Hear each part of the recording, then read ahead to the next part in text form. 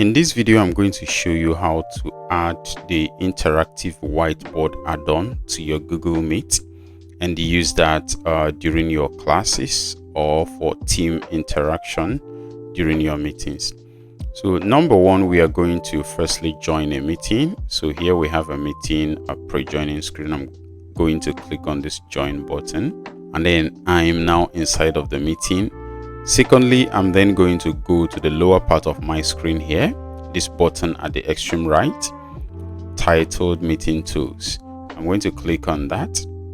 And here we have two tabs, Tools and Add-ons. I will click on the Add-on tab and then click on Browse Marketplace and allow the marketplace to load. Here I have this particular add-on here called Collaborative Whiteboard. You can see the icon. In case you do not find it directly here, you can use the search bar at the top here to search for Collaborative Whiteboard. Eventually you're going to see it. To install, I'm going to go over here and click on install. It's going to come with a pop-up, so asking for permission to my Google account. I'm going to click continue and then allow the installation to progress. Finally, you can see it's already installed and immediately it signed me in instantly. In case it doesn't sign you in immediately, you're going to see a button to click and then grant access again to your Google account to sign in again. So right here, our interactive whiteboard add-on is already added and then ready to be used.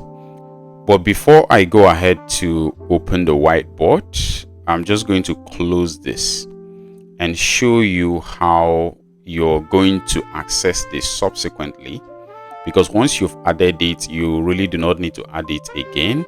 Anytime you get on a meeting, you could easily pull up that whiteboard and use it for your meetings. So how do you access it? You're going to go and click on this icon again.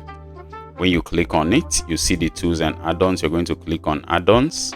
Then you're going to find that whiteboard option here in the list of your add-ons. So you're going to click on the interactive whiteboard and then this comes up.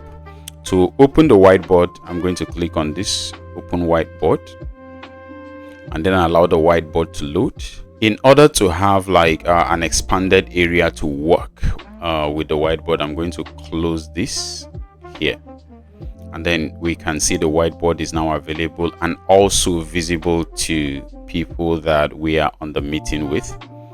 Here, there are several tools at the top of the whiteboard. You have the arrow tools, you have the shape tools, you have the pencil, which is one of the most important tools you might be using. So I'm going to click on a pencil tool and then you can see the thickness of this pencil. To me, it might be very thick, so I could reduce it. I could click on this to pick a thinner or a leaner version of the pencil, and then you can see I have a leaner version of it.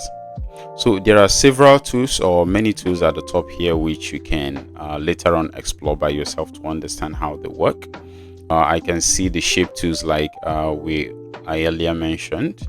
We can see the arrow tools here. We can see the line tool, the pencil tool, of course, and then a text tool. And then with this image tool, you can actually bring up an image into this space. So this is important if you're using something like a worksheet. You can bring up an image and then you can collaborate on that screen. Your students can actually write directly on the top of the image to give you answers to the worksheet. Okay.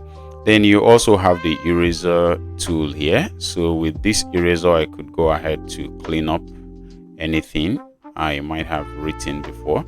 And then several other tools. You can take time to explore that later on. Now, so I talked about having people on the meeting come and collaborate on the same whiteboard. By default, it doesn't just happen. You have to give them access to this whiteboard. So we're going to see how that is done. To give them access to the whiteboard, I'm going to go back and click on this icon here. Okay. Then click on the whiteboard and then you can see this share activity. I'm going to click on that, and then it will copy the link to this whiteboard, this same whiteboard that I have on the screen here. So what I'm going to do is I'm going to open this chat box or message box on this same meeting, and then drop or paste the link to the whiteboard there. And once I've dropped it, I'm going to send.